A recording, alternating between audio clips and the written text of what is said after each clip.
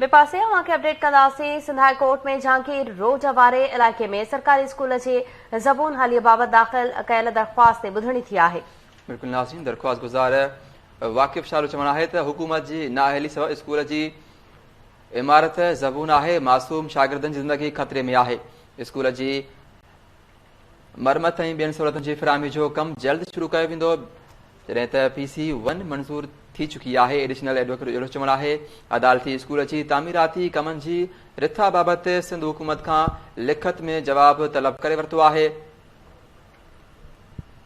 Sindh high court में Jahangir road वारे इलाइक़े में सरकारी स्कूल जी ज़बून हाली बाबति दाख़िल कयल दरख़्वास्त ते ॿुधणी थी आहे।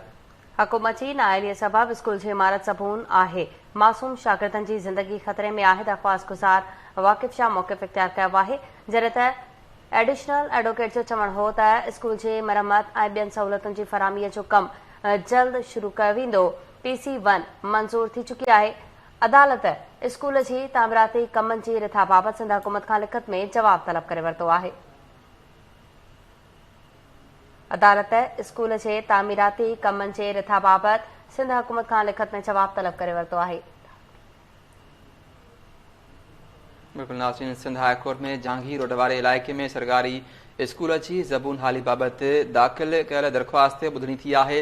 हुकूमत जी नाअहली सबबि स्कूल जी इमारत ज़बून आहे, मासूम शागिर्दनि जी ज़िंदगी ख़तरे में आहे।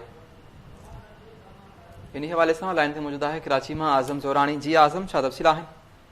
जी, Sindh high court Jahangir road number 3 ते वाक़िअ सरकारी स्कूल जी हालत ख़राब थियण जे ऐं उन जी मरमत न थियण जे ख़िलाफ़ दाख़िल कयल दरख़्वास्त ते अॼु सिंध हुकूमत सेक्रेटरी एजुकेशन ऐं ॿियनि धुरनि खे नोटिस जारी करे जवाब तलब करे वरितो आहे। अॼु इब्तिदाई ॿुधणी जे दौरान जवाब ॾेरो एडिशनल एडवोकेट जनरल अदालत में पेश थियो ऐं उन अदालत खे यकीन ॾियारींदे चयो त इन स्कूल जी जेका मरमत जे लाइ प्रोजेक्ट जेको PC1 आहे उहा ठही चुकी आहे, उहा मंज़ूर बि थी वई आहे। तुर्त जेको आहे इहो इन स्कूल जी रिपेयरिंग वारो अमल शुरू थी वेंदो। अदालत जेको एडिशनल एडवोकेट जनरल खे हिदायत कई त उहो जेको आहे इन स्कूल जी नए सिर जेका मरमत ऐं जेके ॿियूं सहूलियतूं उन्हनि जी फ़राहमी खे यकीनी बणाए उनजी रिपोर्ट जेका ईंदड़ ॿुधणी खे अदालत में पेश करे। जी।